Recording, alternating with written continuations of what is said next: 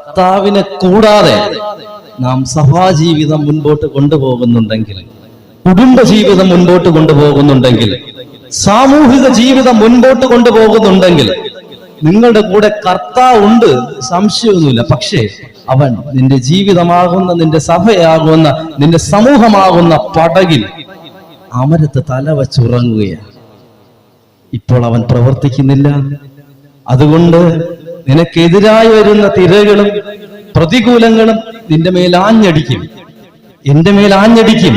ഞാൻ മരണഭയം കൊണ്ട് അയ്യോ കർത്താവേ എന്നെ രക്ഷിക്കണമേ എന്ന് നിലവിളിക്കും. ഇന്നിന്റെ ക്രിസ്ത്യാനി അങ്ങനെയാണ്. കിട്ടി നന്മ പ്രാപിച്ച കാലത്ത് കർത്താവ് വേണ്ട, വായ തുറക്കാൻ വയ്യ. ഒരു രോഗം വരട്ടെ, മക്കളുടെ റിസൾട്ടിന്റെ സമയം അടുക്കട്ടെ, ഒരു കടബാധ്യത വരട്ടെ, ഒരു അപകടത്തിലൂടെ കടന്നു പോകട്ടെ, ഒരു മരണകരമായ സാഹചര്യത്തെ അഭിമുഖീകരിക്കേണ്ട